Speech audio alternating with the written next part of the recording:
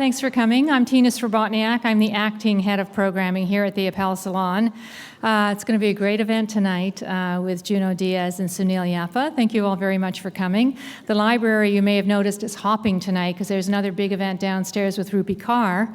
And so I think the demographic for our average audience age has just shifted to 27 from about, more like 45. So thanks for making us all feel terribly young. This is an event presented in partnership with PEN, and as always, the library is so pleased to be working with this great and fearless organization. So let's just give them a round of applause for PEN.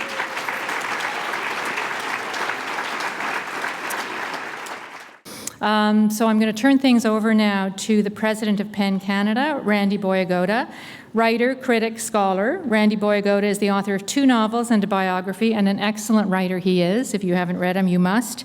He contributes reviews, essays, and opinions to publications including the New York Times, and also appears frequently on CBC Radio. Please welcome Randy Boyagoda.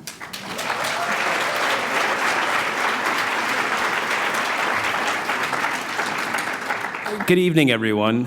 My name is Randy Boyagoda. Thank you, Tina, for that lovely introduction.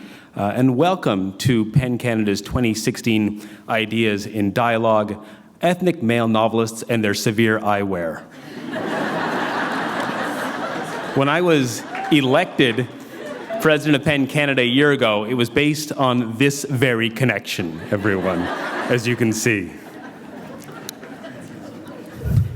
I think we also have back hair in common, but maybe that wouldn't be as part of the kind of the grand nature of this event.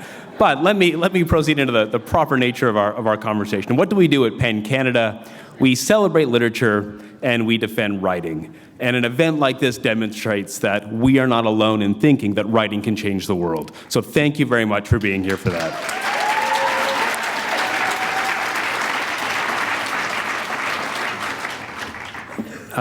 I want to take a moment to mention someone who's very important to Canadian writing, to everyone in this room, whether we know it or not, and that's Ellen Seligman, one of Canada's greatest literary editors and a longtime supporter of PEN Canada and our president a few years ago. As I'm sure many of you know, Ellen Seligman died a few weeks ago, and with that, one of the great lights in Canadian literature went out. And so as an organization, we honor and observe a moment here to recognize Ellen and everything she did for PEN Canada, for Canadian writing, and basically every major Canadian writer you've ever heard of, you've heard of in no small part because of Ellen Seligman. So please join me in a round of applause for Ellen Seligman and her memory.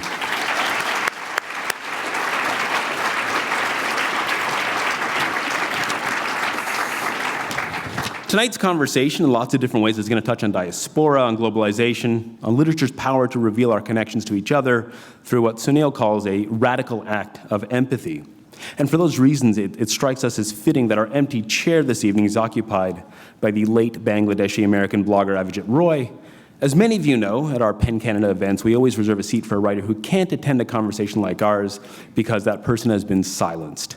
Each year, PEN's International Writers and Prison Committee documents cases of between 800 to 1,000 writers, editors, journalists, bloggers who face threats, attacks, arbitrary detention, and murder for nothing more than peacefully expressing the truth as they see it.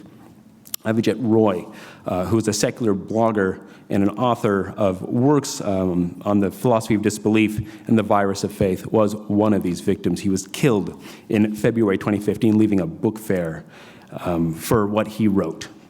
And as I'm sure many of you know these days in Bangladesh, it's a very tough place to be a writer. There are terrible stories coming out of there every day, it seems. And PEN offers support for these people. It's not only a terrible and tragic story, friends. And I can say, for instance, that our own center, PEN Canada, has been instrumental in supporting the claim of one such Bangladeshi blogger, Raihan Abir. Raihan, are you here by chance tonight?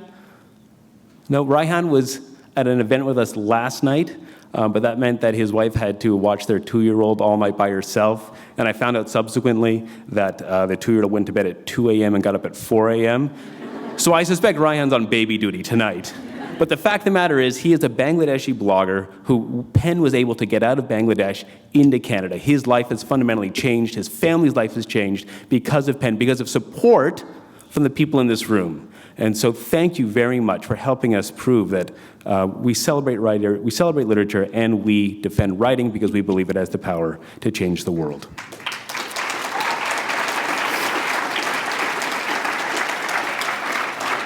Now, in conclusion, let me just say that if you would like to support our work in defending freedom in places like Bangladesh and Mexico and Honduras and elsewhere, please consider becoming a member of PEN Canada.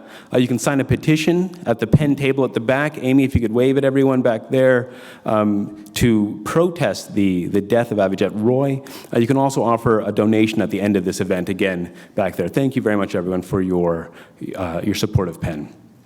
Now, the writers that we are here to listen to this evening hardly need an introduction, but here goes a very brief one. Junot Díaz is the author of the brief, Wondrous Life of Oscar Wilde.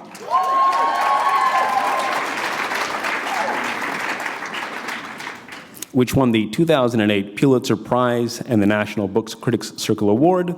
Sunil Yapa is the author of the acclaimed debut novel, Your Heart is a Muscle the Size of a Fist, easily the best title of 2016, I would say.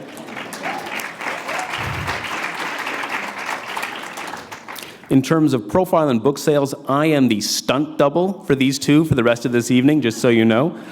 What will they do? They will discuss, among other things, the interplay of reading and writing as acts of empathy in our increasingly multicultural world. In simpler terms, how can books help us to reach beyond old-fashioned notions of race and cultural identity? Let's see what they have to say about that. So without further ado, ladies and gentlemen, Junot and Sunil.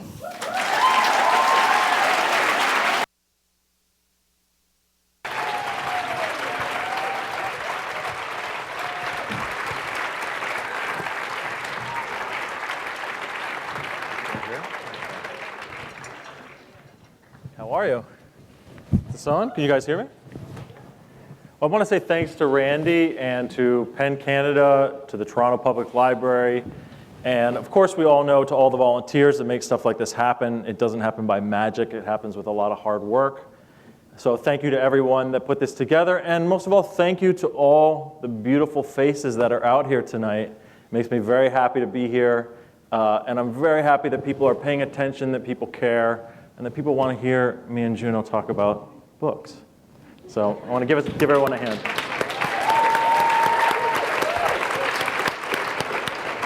So I have to say before I start, this is a real full circle moment for me. When I started writing, I wrote a lot on my own before I applied to anything. And the first thing that I really applied to was a workshop for writers of color called VONA, or Voices, in San Francisco, started by this man here. And I went and studied with Chitra Banerjee Divakaruni, and it was one of the most formative experiences of my life, and that was 2005. And I published my first novel earlier this year. So here we are, full circle. This is a really meaningful moment for me. So I just wanted to share that. And I also wanted to ask you, Junot,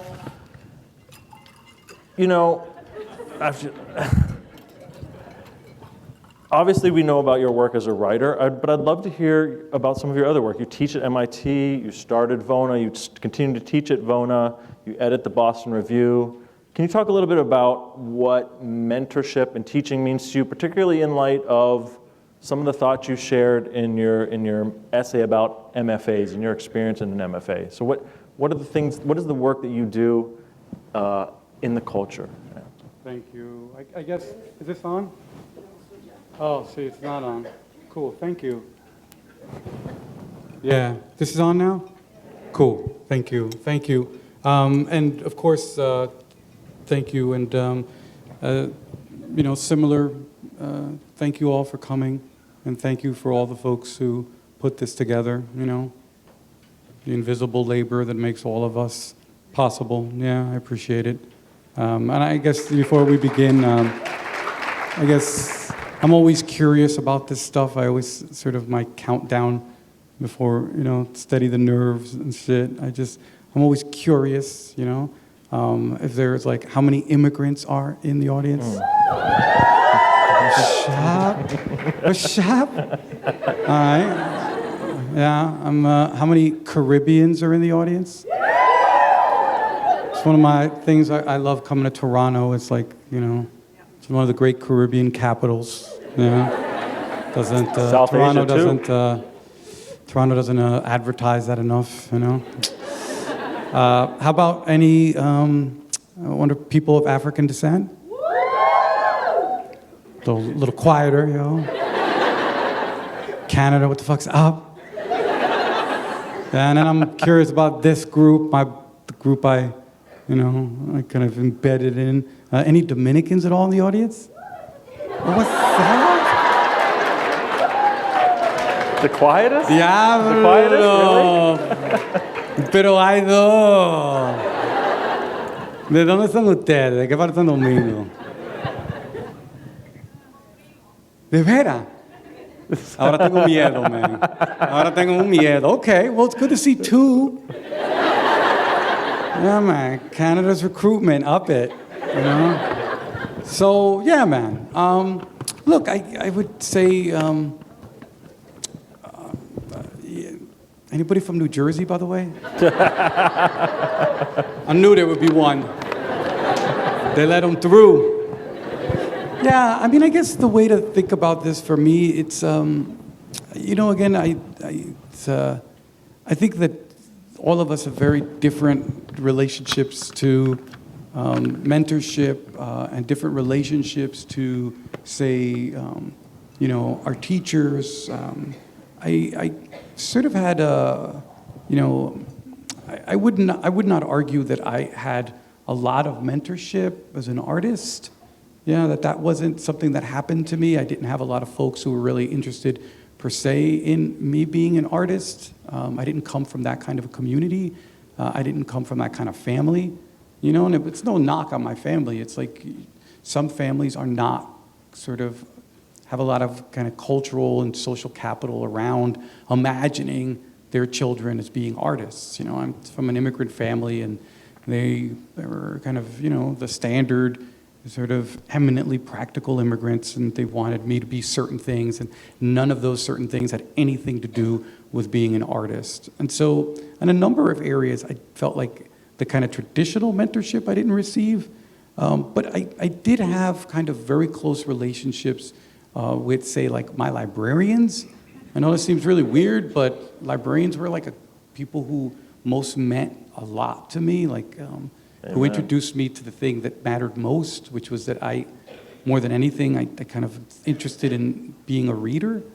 I think way before, I say this endlessly, but I can't say it enough, like I'm a reader long before I'm a writer, and I would happily stop writing just to read, where most of the writers I know, that's not fucking true. They want everyone else to read them, but they're not all really that interested in giving up their compulsions. But my kind of rate of production should reveal that reading is a great impediment to my art. So even in this context where on the one hand I didn't feel like I had an enormous amount of kind of what we would call traditional kind of mentoring. I was, again, a kid of color who went to a state school from a very poor family background, the first kid to go to college, me and my sister. And, we didn't have a lot of kind of like folks kind of taking time. The faculty were beyond just the standard problems. The faculty were, they were overworked. They had like the standard state school things where they had enormous classes. They'd be lucky if they could remember any of our names. But I still kind of had this sense that there were all these folks who made time, even though all of us longed for more. I always wanted to have that kind of mentorship where somebody actually would take me under my wing and could have taken me under their wing and could have given me all this kind of things that you dream about or you see on TV or you see happen to other people. But that wasn't the case. Yet throughout it, I still felt that I had gotten an enormous amount and more than other people could possibly have gotten. The fact that I had two librarians whose names are still with me and meant the world to me and sort of hand-picked and hand-gave me books and were very, very, invested in my readership. And that meant the world to me. So when it came time, you wake up at a certain level and you realize that there's a moment where that pivot happens, where you got to start doing that thing which you long for and which you also receive. And I think for me, of course, it happened as soon as I got into college when I realized, that there were folks who had even less than I did and needed some help. For me, it was kind of one of these things where I was sort of found myself wanting to be helpful, maybe because I thought if part of me was dreaming of that for myself, and so I think a lot of the work I come out of comes from this sense of tradition where even if you grew up poor and an immigrant from an undocumented family, you still feel like the debt that you owe the world is enormous, and that you still received tremendous amounts from people that you'll probably never get around to paying back. Yeah. And I always think the things that I try to do, which always feel just minimal, they feel picayune, like they feel like I could do a lot more, is an attempt to sort of manage the interest. This is fucking Canada. It's like student loans. Do they have them? Yeah, they have them here. All right, y'all got fucked up, But it's like when you're managing your interests on your student loans, I feel like the debt I felt that I owed the larger society that made me possible. Whatever I did was just me managing my interests, and and trying to do things like creating a space for young writers of color. I felt like, I'm an artist of color. The only thing that's interesting about getting any of this bizarre, random, arbitrary success that gets ascribed to certain artists of color is that you can use that to help other people. But ultimately, I think ultimately I feel deeply that I availed myself of a tremendous amount of assistance and guidance that I never can figure out a way to repay. And I'm still in an attempt to do so in a conversation with those darn two librarians, Yeah. Yeah, I mean, you mentioned families, and I think I think a lot about my actual family, who I love a lot, but in my early life as a writer, were, I suppose, a bit of an active obstacle to my writing. And then although they came around, and then there's the families that we create. And so I'm wondering if you could talk about that, if you're interested in talking about that in your own personal life. Was there a moment when you knew you wanted to be a writer, and how did you negotiate that within your family? And then also I'm thinking of the literary families that we create, and particularly as readers, those people that nurture us through their writing, and they may not even be alive anymore, or maybe they are. Yeah, thank you. I sort of stand, I stand a little bit apart, probably not all that much apart, in the sense that my kind of circle is not writers. My friends always say if I'm in a car and it goes off a cliff, they're never going to find me with another writer.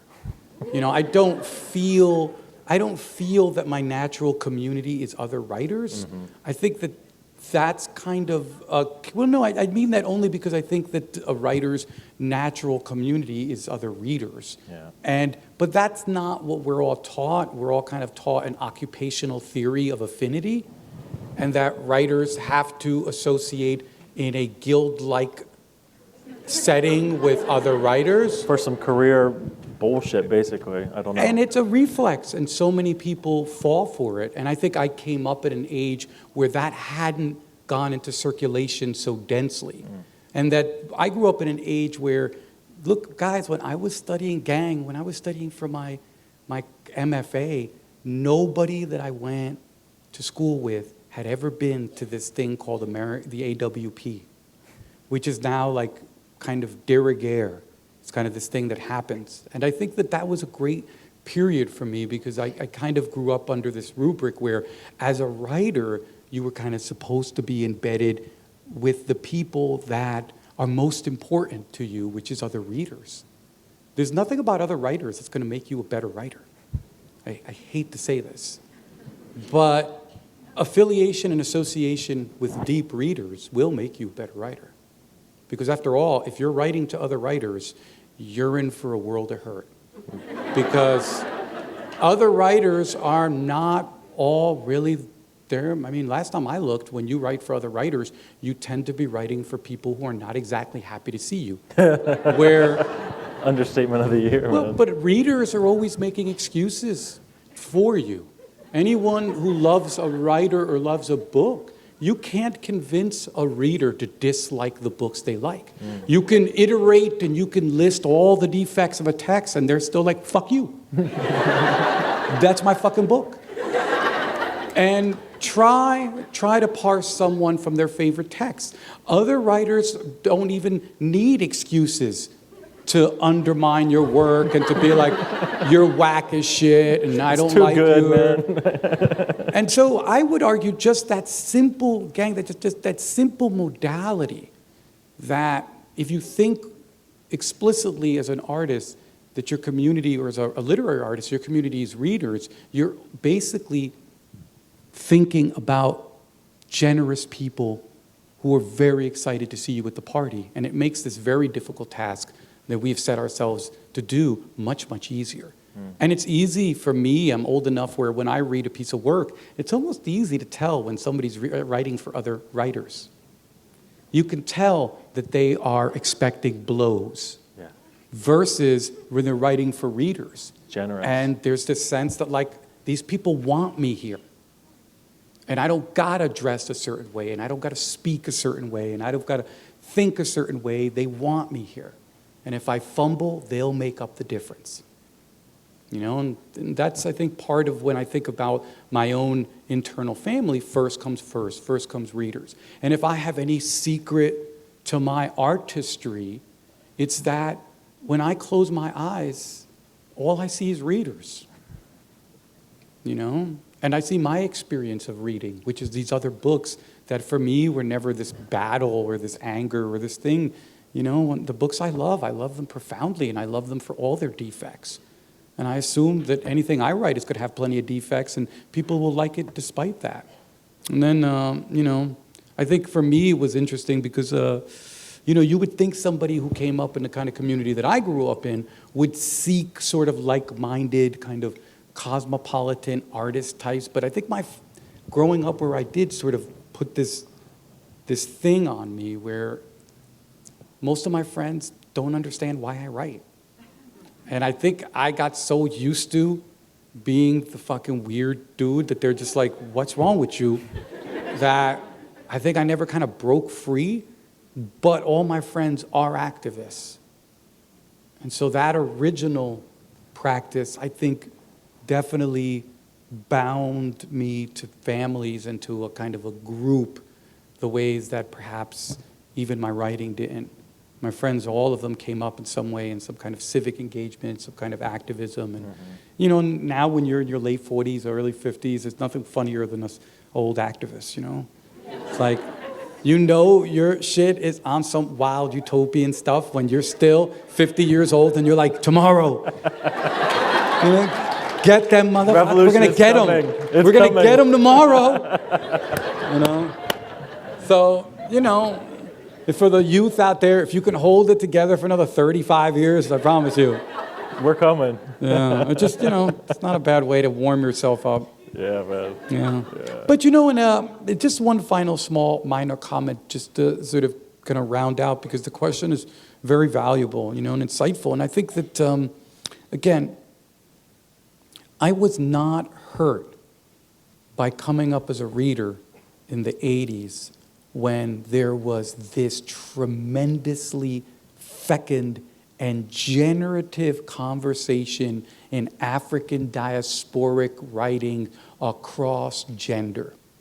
When there was this enormous debate going on where certain male writers were accusing black women writers from across the diaspora of pandering to white folks, of pathologizing black men, of falling into this trap of making black men look bad.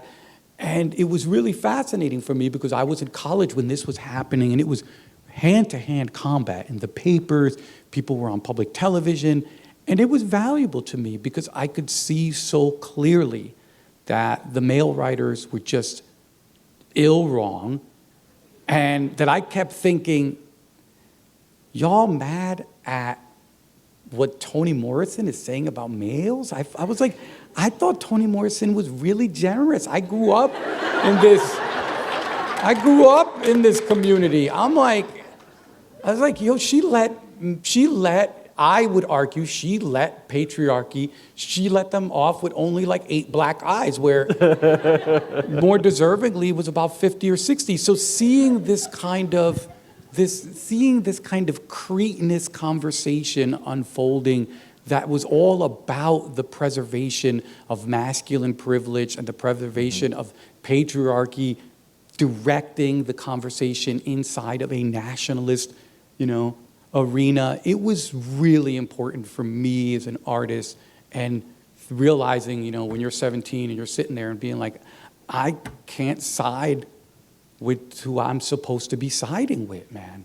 And even though I'm avail myself of all masculine privilege, I'm as much a problem in masculinity as anyone, there was certainly a part of me that was thinking, these dudes are wrong. Yeah. And I probably am super wrong too, and I'm going to live with this for a while if I don't think about it, Who are some of the, everyone get your pens or phones ready, who are some of the women, African-American writers, women of color that you were reading at the time that we might not be reading now? I mean, folks are probably reading them. I always hope people are reading stuff. Right. I mean, there's so much to read now, And I think a lot of people read people who would never put your book on their shelf, which is always very funny. I mean, it's amazing how many young artists of color are like bankrolling people who would never fucking bankroll you, but do you? But I think, for example, a book that was really, really valuable for me was Nervous Conditions. Yeah, I read Nervous Conditions when I was 17. I read Michelle Cliff's A Bang when I was 18. Our Sister Killjoy. And then, of course, that followed by Song of Solomon was my first year in college. That was the first 4 books that I read in college in a literature class. I thought I was going to be a lawyer, but I was taking this, African diasporic women writers class. And those books had a tremendous impact. And there was this book by a writer, and nobody reads her anymore. Her name is Anjana Apachana. It's a book of short stories called Incantations and Other Stories. That shit blew my fucking mind. And again, you all are definitely read No No Boy and Obasan and Maxine Hong Kingston's Woman Warrior, and those books that first year or two in my second semester. And again, one of the great things about a public education for a kid who didn't get exposed to this is that if it wasn't for university, I would have had no idea of the canons that had been created and sustained by people of color. Mm-hmm. Because I grew up in a time pre-internet when there weren't bookstores in my neighborhood. And if it hadn't been for universities and the faculty who often caught a lot of lumps to teach these classes and were often having to fight with everything to keep these texts in circulation, I wouldn't have known any of it. And those books had a really big impact on me, man. And I still remember when I read Housemaid of Dawn, and Ceremony, Leslie Marmon Silko's Ceremony, and then Scott Momaday's Housemaid of Dawn. And a book that was really important to me is Our House in the Last World by Oscar Iwelos, and Family Installments by Edward Rivera, and of course, Cristina Garcia's Dreaming in Cuban. And again, it would never stop. I just kept reading Pauline Marshall. I remember when I found Pauline Marshall, I was like, fuck, shit. You read a writer and you realize, man, I am mad dumb, yo. I feel mad dumb right now. I got my year's reading list. No, but that was a book where I was just like, oh, man. Because I think when you first start out college, there's that simultaneous, I suck, but also, I made it. The part of me that thought I made it suddenly realized that he sucked when I read that book. I was like... Anyway, yeah. All right. Oh, and one other thing, just the brothers Hernandez's comic, Love and Rockets. When I got to college, think about it, 88, I get to college. And I walk into my dorm. In those days, I was a very different person. I walked into my dorm. I was a big-time weightlifter. I walked into my dorm. I still remember I walked into my dorm with my weight bench on one shoulder, and the first thing I encounter is a Love and Rockets comic. And I'd never fucking heard of this. I was like, what the hell is this? And this dude is like, no, they're really good. And I remember mocking my man only to discover later that night that it was good and being like, yeah, I'm like an asshole part 3, you know? Yeah. Yeah, but you're open to it, so that's the important thing, right? Oh, God, what a failure.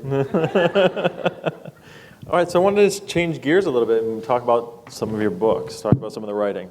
So I've been thinking, obviously I've been following your writing for a long time, but in preparing for this, I read all 3 books sort of all together.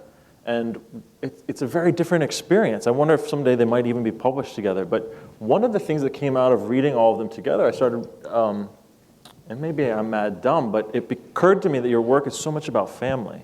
And it's so much about relationships between sons and fathers, and daughters and mothers, and brothers too, So the relationship between Junior and Ramon is complex, troubled. It's full of love. It's full of what appears to be brutality.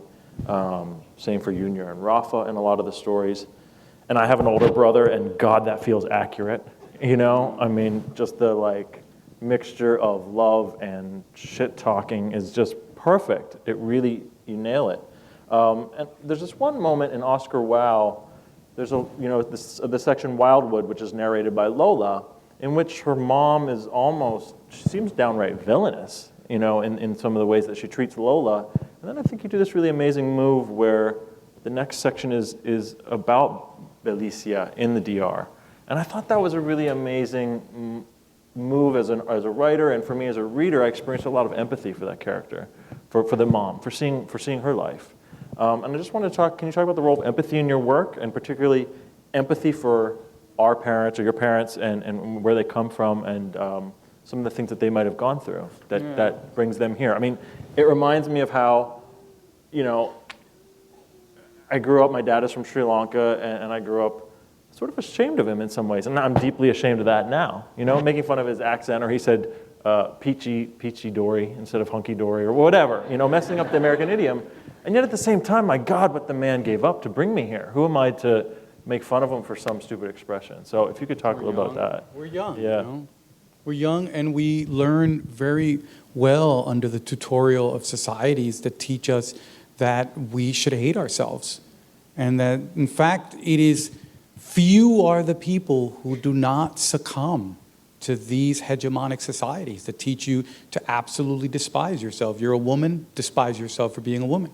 You're queer, despise yourself for that. You're poor, despise yourself for that. If these hegemonic societies had to actually do the work of hating us by themselves, it wouldn't be worth it. They outsource that shit to us. We're like, hate yourself, do our work for you. And I mean, patriarchy, patriarchy runs that way. Men cannot run patriarchy. Women have to do it for us. We benefit, women do it. And I think that that's part of its evil, but also part of its great weakness, right?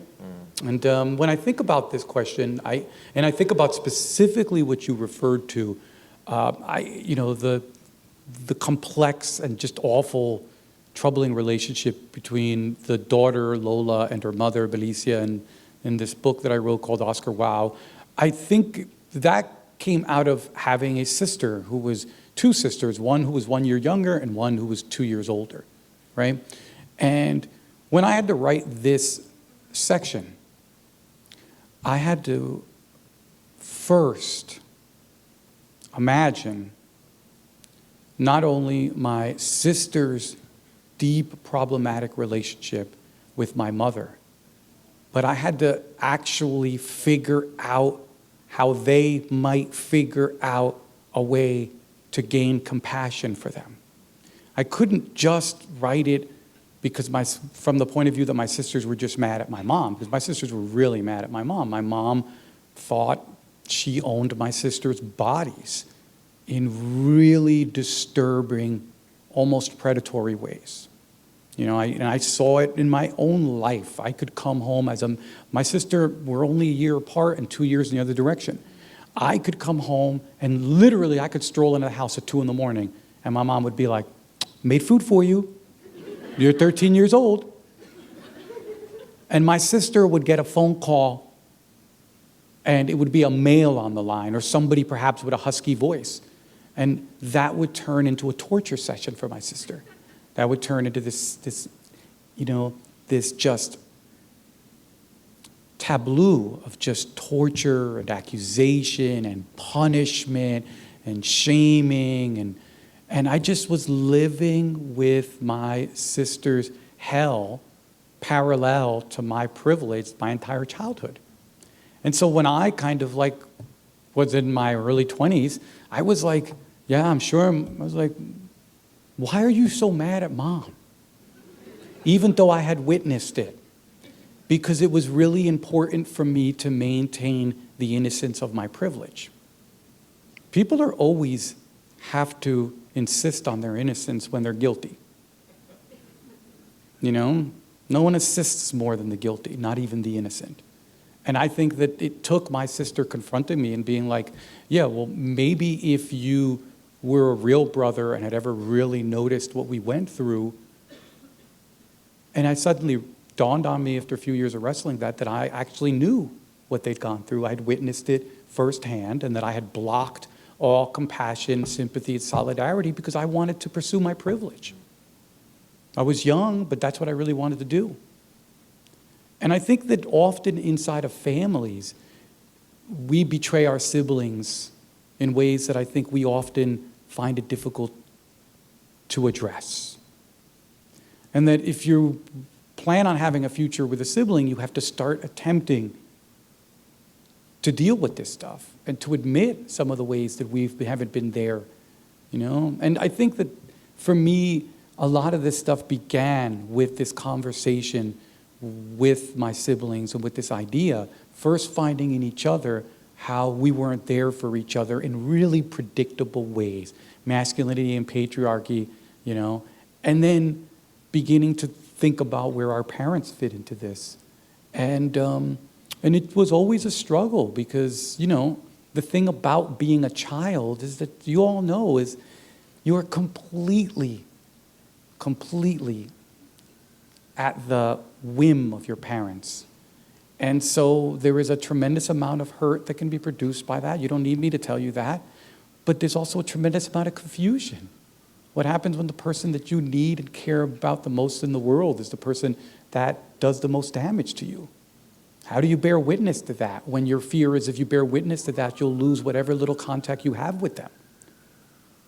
And I think most of us bear our parents' secrets and their fucked uppery inside of us because we don't want to lose what little we have of them. And that was always a struggle because you cannot achieve compassion if you first are not bear witness to what happened. And when you bear witness to what happens, you have to run the risk of this whole turmoil coming up again, and whatever thin little lines hold you together to these people might snap. And so it was definitely a journey, and I just think that families are an evergreen subject. No matter what, we are attracted to the machinations of family because this is the vernacular that we speak best. Even those of us who grew up outside of family know family better than folks who grew up outside of, say, any other language. Because even in its absence, it makes its contours felt, especially in its absence. And therefore, for me as an artist, I quickly found out that they were always saying, oh, domesticity is a theme, that's for women. Y'all should write about nation or big important things. And I was like,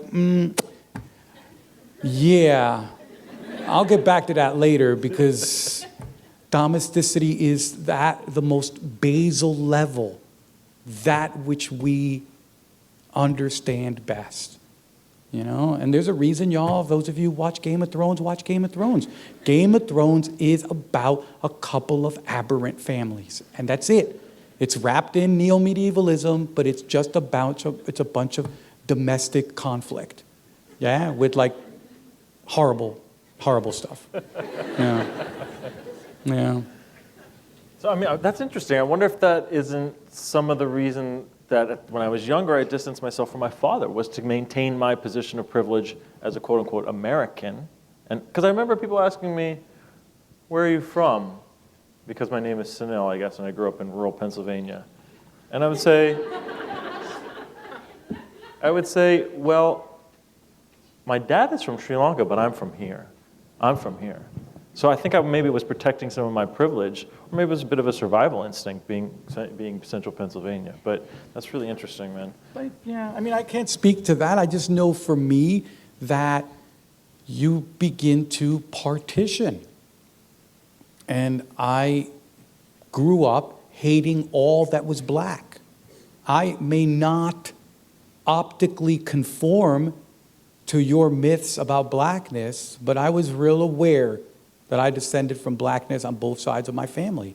I tried to avoid immigrantness, all the things that were stigmatized by the larger society, poverty. The fact that I spoke with a really thick, strong accent for so long. And that it's so much easier to externalize this stuff. That's why our parents are easy victims for this. When you're a young person, it's so much easier to break off the things that we find difficult and malign and just throw them on someone else. And who better than people you tend to be mad at all the time? You're like, you're going to catch it, And not me. Who gotta love you, kind of. Yeah.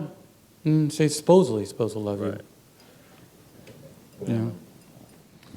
So, I think it's really interesting, this idea of family and legacy and the things that get passed down. And one of the other things that occurred to me as I was reading all three of the books is that you can't avoid that colonialism and its after effects, and of course the Trujillo regime, 31 years of that terror and silence, sort of underlies all of the work. And colonialism, I mean, this is to be obvious, but it's one country taking another country's wealth, which isn't a situation anyone wanted, and enforcing that through, terrible physical violence, terrible sexual violence.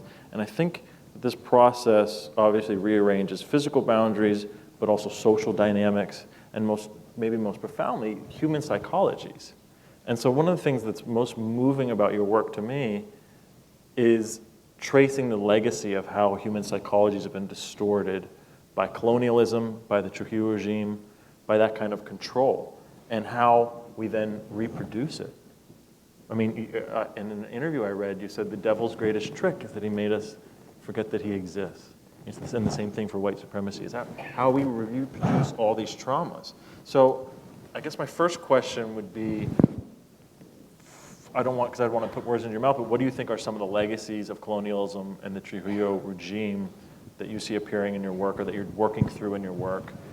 And then how do you see them playing out in your work, in the relationship between parents and children, between husband and wives? I mean, is it in the family, or do we also see it maybe like Oscar in the community, so between the outcasts of the community and the community that declares them not Dominican, Yeah, it's I always think of it in this sense, at least if I can sort of sketch how I thought about the early framing for Oscar Wilde. One of the things that kind of struck me early on is when we think about the afterlife of colonialism, when we think about the afterlife of slavery, we think about these things that all come together in a place like the Caribbean and other places, but certainly the Caribbean is a special site. In many ways, it's the great,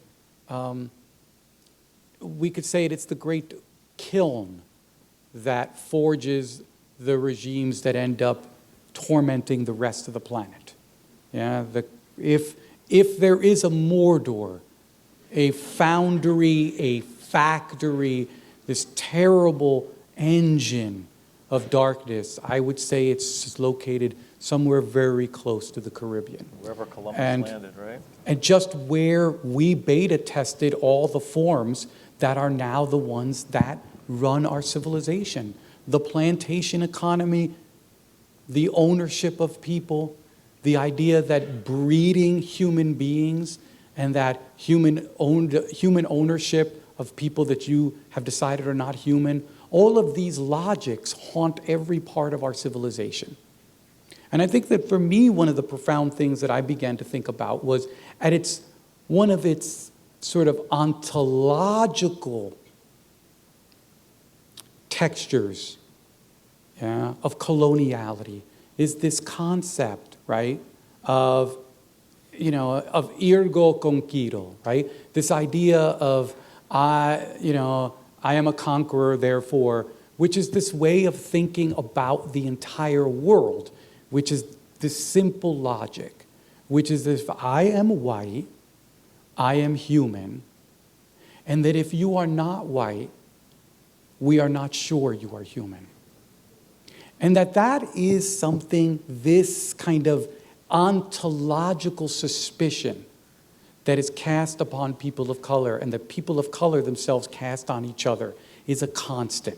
The reason why people walk around and say, oh, we're not sure if Obama is an American citizen, is an outcome of this belief. What they're really saying is we're not sure Obama is American, i.e. fully human.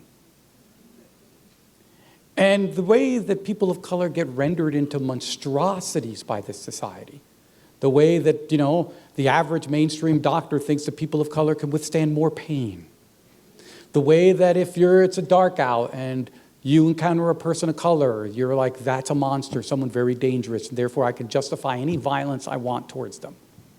This suspicion that this society mobilizes, that the civilization mobilizes, that people of color are not fully human. And this gets made in these early colonial sites like the Caribbean. And I was interested in this in a deep way, the deep history. For example, well, what happens to people who spend 300 or 400 years not being allowed to be in love with who they want to be in love with? Not being allowed to have children with who they want to be with? What happens when your entire self is commodified? When intimacy is absolutely forbidden, and the society has distributed the idea of love in a way that we get all the love and you get none because you're property. How do those of us who are descendants from this horrifying slave power that undermines this civilization, how do those of us who have bodies that come from this, how do we find intimacy? How do we find love when for 300-400 years, love was an impossibility? When we carry all the agonies and scars of having never been able to openly love and to love without this horrible fear that you would be torn to pieces because of it.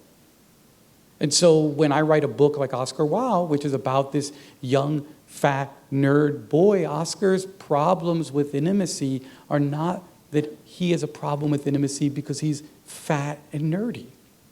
Oscar's problems with intimacy are predicated on a deep history of the way rape and sexual violence gets mobilized in these societies as a sequelae to this older pattern of using sexual violence against people of African descent to generate more stock, to breed people, to perpetuate this horrifying nightmare system.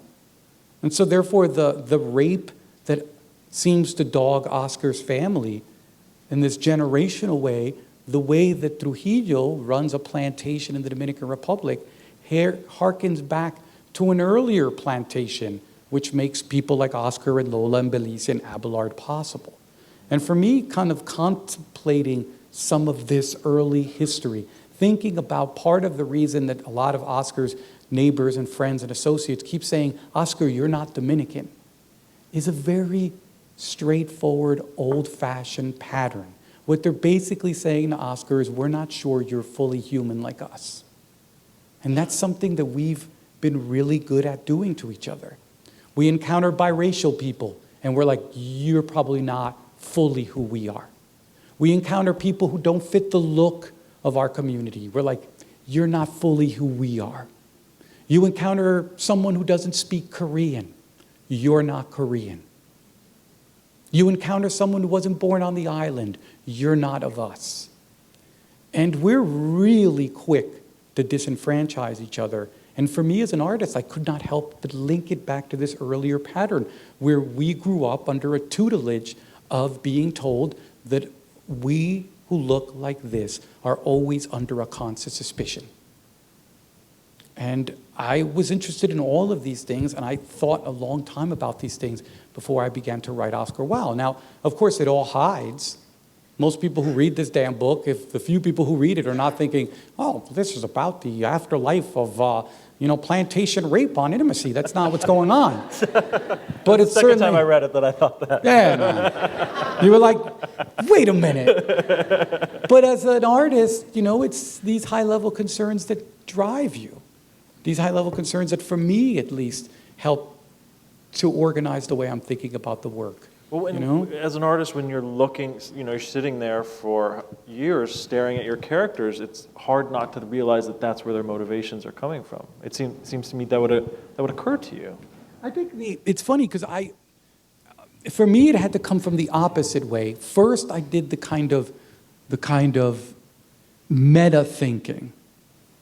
I find it easier to hide meta thinking than to insert meta thinking.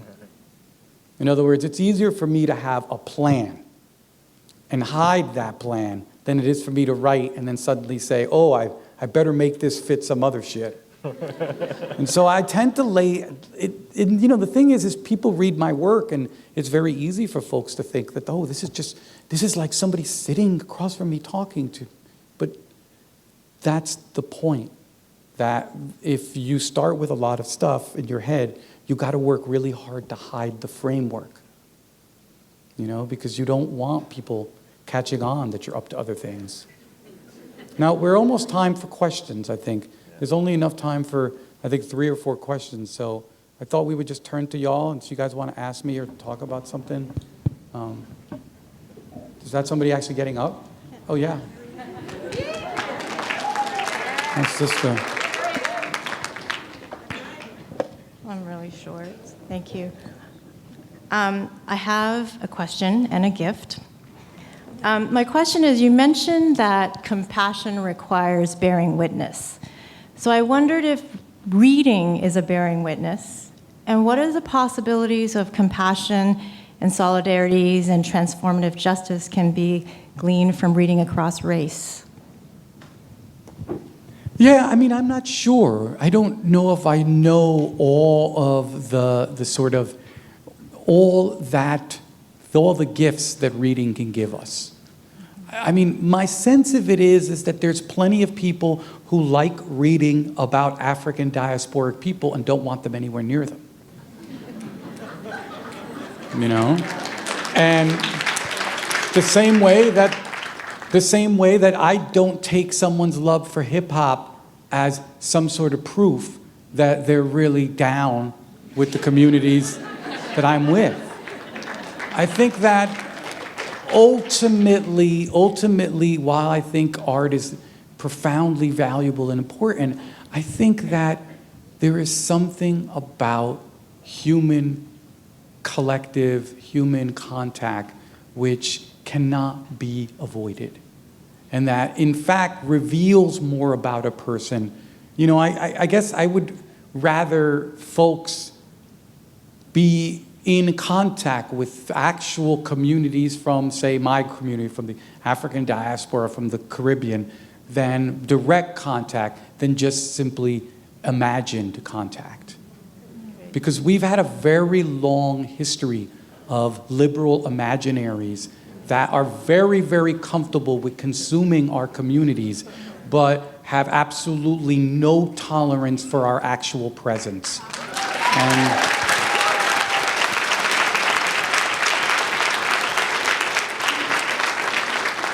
so was there a second part of that question? I have a gift for you.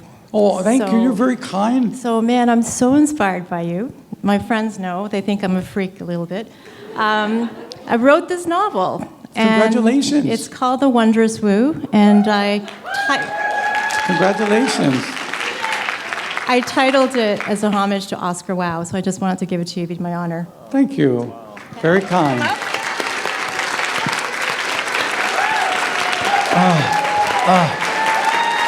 Very kind.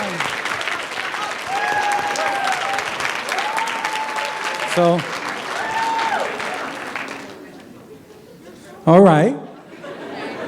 Is that another question, young person? Hi, I don't know how to follow that. So Writers have a way. they do.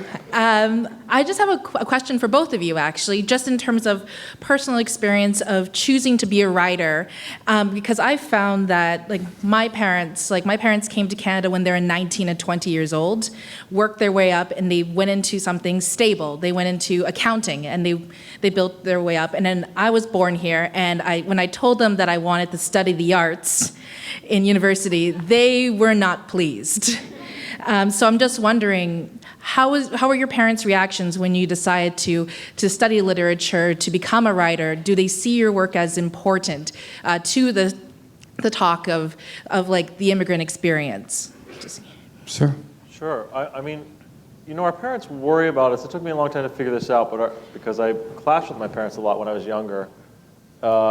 They worry about us because they love us. And my parents were worried about me being stable, about me being able to pay the bills, and all the things that they had struggled with. And so on the one hand, I really respect where that was coming from. And on the other hand, I had to go my own way and do what I wanted to do. And that's the short answer. And also, writing is a long game. And if you're really invested in it, they'll come around. Yes. And there's, that other side, right? I think that's actually perfect. And there's a million variations, right? I think that probably the most important thing I learned is that, my parents have to learn to forgive me for not being the person that they dreamed about, and I'll forgive them for not being the parents I needed them to be. And we're even. We're super cool. We're super, super cool. Yeah. Yeah. Thank you. Hello. My question is about the pressure to get it right.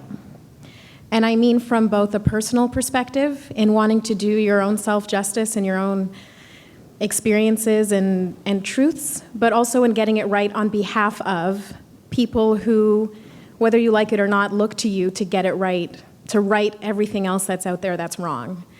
And so I wonder how you wrestle with the act of getting it right in your writing, both for yourself and for what people expect of you, how much you shoulder that.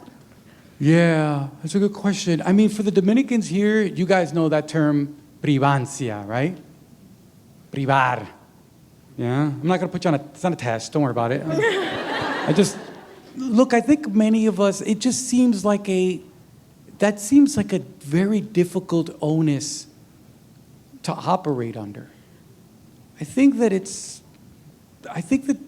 you make things very hard for yourself if what your goal is to be good, or to do things correctly, or to do things super cutely.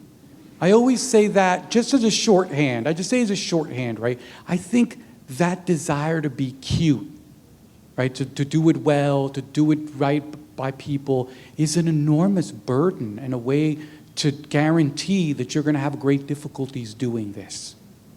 Because last time I checked, we don't actually need you to hit a home run. That's our own dreams of grandiosity. Anyone who cares about you is satisfied that you got up to the plate.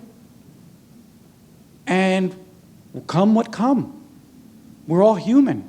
You try your best, and sometimes the ball goes past you, sometimes you connect, sometimes perhaps better things happen. I would just simply say, why torment yourself with this idea that there's this enormous group of people who need you to get it right? I sort of just understood that my friends were happy that I gave it a shot. And that's so much easier, because our work is not going to save us. It is not going to right injustice. It is not going to make our parents like us more. It is not going to change the fact that we hated our skin and that we wished our lips went away and that we wish we had other people's hair and that we wanted love from people who hated us. None of that's going to change. It's like, it's so much easier to be an artist and just think that I just got to do the best I can. and damn the rest. And anyone who wants more than that is trying to set you up. Is it easier to get up and do something when people just say, I just want you to try, versus when somebody gets up and says, wow, you better roll back colonialism with this shit. Like,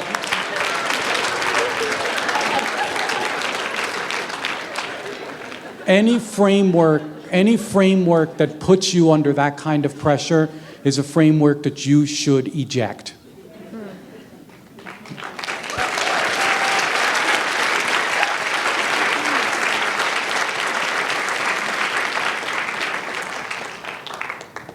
First of all, thank you for saying that the occupation of Palestine is fucked up. It's not an easy thing in the climate that we're in to say.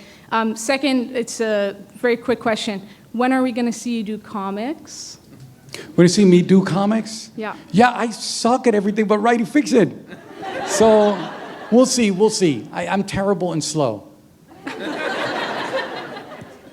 You're really kind. People funny, people think they wish me more talent than I have. And I really appreciate that. Hi. Last three. You're almost out of here, you guys. Okay. No, I wasn't saying it to you. Okay. I was saying... No. It's just the snorers. I'm just like, we're almost done. Okay. That's kind of not a fully formed idea, but I really like that you talked about compassion, especially when it comes to family, because I make comics, and a lot of it is about negotiating my queerness with my family, and also Oof.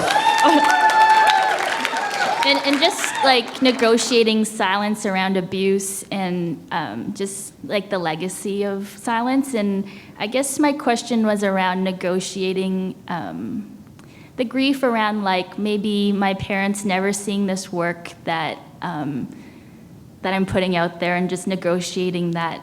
I don't know. Yeah. Yeah. I'm not certain anyone in my family has read anything I've ever written. Y'all think that's funny. That's not particularly funny. I'm not certain. Mm-hmm. I literally come home and my family scrupulously avoids any conversation of me as an artist. It's almost, and again, I wouldn't want to compare it, but it's almost as if there's a part of me that they long to erase. You know, and I think that we carry, look, it's especially around if you come from a kind of family where they're not going to be welcoming to any kind of queerness. These are difficult challenges. Mm-hmm. And again, it's easy for me to say this, but the only thing that I've been able to think about is that ultimately, there's always a possibility in the future that something can come around. And most of our work is aimed at the future. If you let your work not have to respond to the agonies of the present, and know that perhaps it can't do anything there, but that there is another young person just like you wrestling with the same question with their parents in the future who awaits you. And that in some ways is perhaps the family that you may save. It will spare you. And perhaps it will work now, but you can be guaranteed that in the future it will do what it needs to be done. That is my only faith, and it makes it much easier to live in this world, because I was saved by artists who never imagined themselves saving me. You know? Thank you.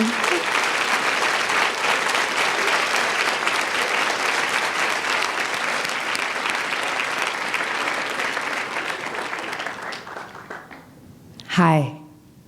Oh, shit. Did the line grow? What's going on here? Final three. Okay, I have two questions, but I'm not gonna abuse my privilege on the mic, but we'll see how it goes. Okay.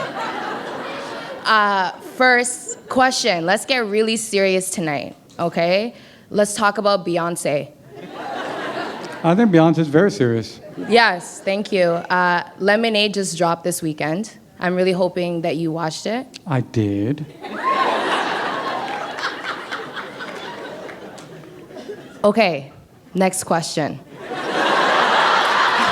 Wait, that was the test?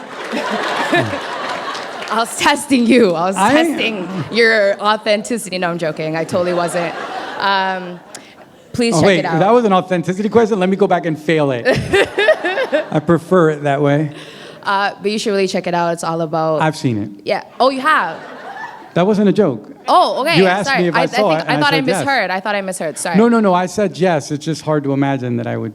Okay. Sorry. I'm confused. Anyways, what are your thoughts? Obviously, I think one of the most... I just want to say that during my mat leave, you were my teacher of writing. So my child and myself, my daughter, we would hear you cuss up every morning, literally. I think I watched every interview, every panel you've been on. That's why I kind of wanted to hear something happening right now in the moment. I love the way that you speak about relationships. I love how grimy you get, how you find so much beauty in the hurt and the abuse that we do to each other as people of color. And I know this because I'm married now. So what are your thoughts on Lemonade, please? Yeah, I mean, look. Y'all funny. Because I will be critical of Palestine, and I will be critical of the conservative, screwed up Dominican government, but I am not fucking with the Bayhive for no reason. For no reason. Zip, zero. Stingy with De Niro. I am not doing it. I'm not doing it, man. I would like to think about it a little more. But look, straight up though, I mean, often we have to, the sad part of where we are at in our neoliberal moment is that we often have to get meaning from deeply corporate and, just absolute elite kind of fabrications. And that doesn't make what we learn from these things and how we connect for them and how we use these moments to reconstitute ourselves, it doesn't delegitimize it. Okay, so Beyonce is going to be like selling t-shirts and hats off this stuff, and she's got like billions of dollars backing herself up, and it's basically was great for HBO that's not really a great fan of people of color if you look at any of their shows, But ultimately, we've always been tricksters and using stuff to reconstitute ourselves. And I think that a lot of people, from what I saw in my own household, that sparked conversations that we weren't having. And so for me, I think right now, I'm very interested in both the complexities of, well, this is a corporate product, and the fact that we've always used corporate products as ways to understand what's going on around us. And so I think it's a kind of a complex legacy. And the conversation's still unfolding, as you see. And I'm sorry, there were generations ago where people would have killed for a black woman to have had an opportunity to have a corporate product. So it's a mixed bag, yo. It's a mixed bag. But you'd be amazed what we can pull out of stuff that isn't meant to be very helpful for us. So that's as close as I'm getting to fucking with them, yo. Next. Nah, man, they be getting at people. They be going in, man. They be going in. I was like, I am glad my hair don't look like... Go on. I think I have a pretty simple question. Thank you. I hope so. Whoever that sister was trying to get me fucked up by Beyonce, the fuck, I love you, B. As a black person and as a Caribbean person who's not Haitian, I was really excited to see your solidarity with Haitian people who are Dominican as well. And I'm curious, I just wanted you to speak a little bit about what moved you, your inspiration for that solidarity, and I'm also curious to see if that's going to make an appearance in any writing in the future. Don't know about that part. I would have to actually write it to know if anything's going to appear. No, I never know what's going to come out. It's always so slow in its production. I mean,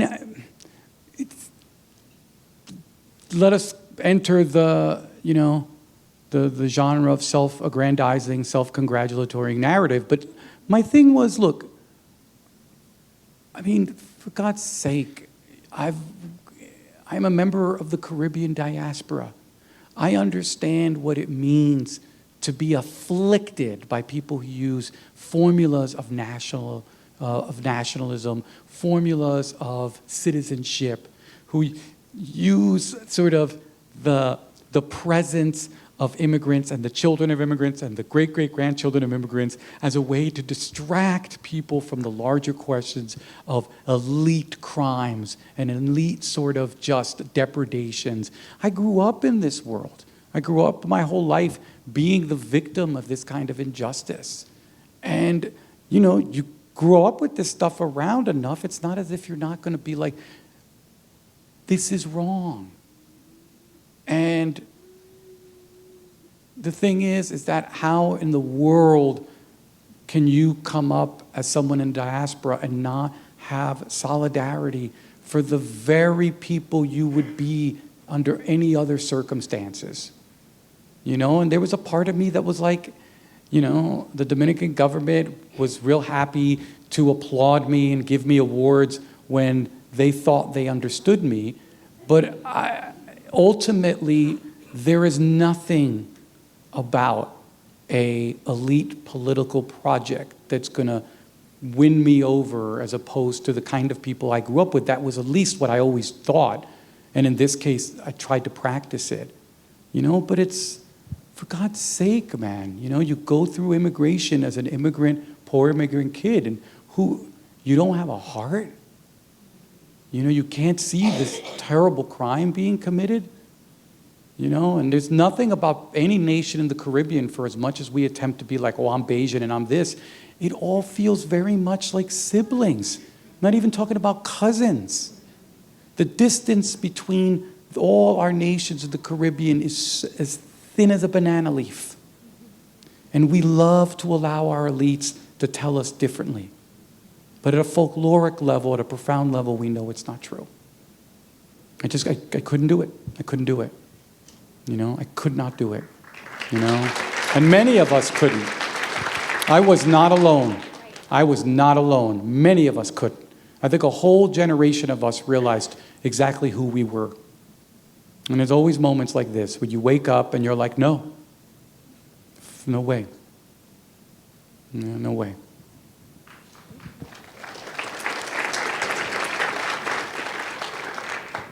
Hi. Okay, I'll be quick because I'm the last one. But I just want to say that I don't like talking about feelings, but this made this one of the best birthdays ever. Just being able to hear you guys. Feliz cumpleaños! Thank you. Yes to whoever just yelled Taurus in the house. That's amazing. Feliz cumpleaños, man. Thank you. What I wanted to ask is, there's so many gatekeepers in everything that anyone tries to do, but especially people of color. There's white gatekeepers in terms of literary agents, publications, academia. How do you parse out what is actual criticism and something constructive that you can utilize, and what is someone just looking at you with a colonial lens? Because that's something that I struggle with a lot. Yeah. I mean, fortunately for us, if you're a woman, right? If you're a person of color, if you're a poor person, you have a corpus, you have a canon of knowledge. Your entire life has been you sifting what is people's passive-aggressive, microaggression, what is people's toxic stuff towards you, and what is real constructive stuff. You've spent your whole life parsing this.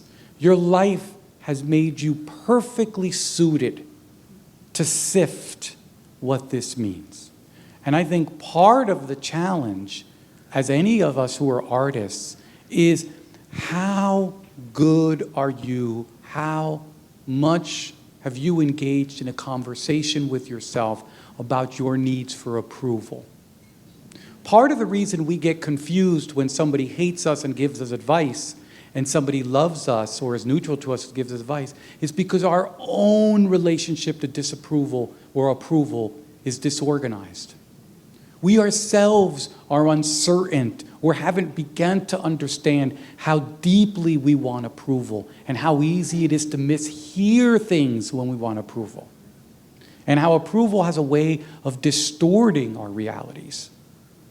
And I think that more importantly than sort of sifting the gatekeepers, the internal gatekeeper is the one that's keeping you, or at least it kept me, from being able to take threads, very valuable golden threads out from a lot of knotted crap.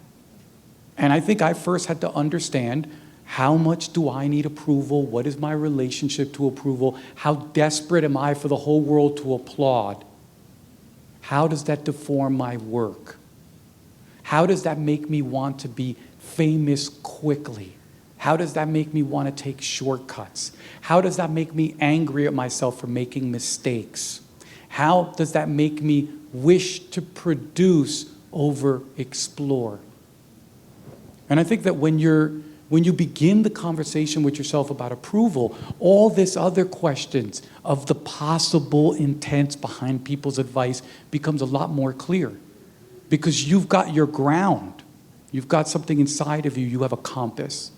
And it wasn't until I really began to explore, with the help of one of my mentors, what I really inside of me, what approval meant to me, and how it was entangled in my work, that I began to understand what people were trying to say to me, because I could understand it with some detachment. It is very difficult, as we say in Spanish, to hear something when you have interés, when you already want an answer. And approval creates an economy where you want certain answers and will reward them. What you need to do is to be a learner. And to be a learner means that you are going to learn no matter what comes your way. And that there is no right answer that's going to get you to be happy. All of it can be learning. You know, and of course you've got to protect yourself from people who are trying to stab you out. But in general, I think for real, I find that approval gets in the way of learning. And when you're clear with yourself with approval, even the assholes that surround you, you can gather information from without it hurting you. Without it hurting you. I still remember the difference in my one workshop when I finally understood who I was in certain ways, and people who did not like me in workshop and who were always just trying to undersell my work, I was still able to get stuff away from them without them even knowing it. Because I was like, wow, so you're the person I'm not writing for. This is very, very valuable. This is very valuable. We don't always have our counter readership in our presence. And counter examples can be useful. But instead of trying to sift through people who you can't read their mind, you have access to your own mind. And you can do that work with approval in a way that I think will be more productive than attempting to kind of get telepathy. You know? Anyway, you have all been very kind. Thank you, Sunil. Thank you all.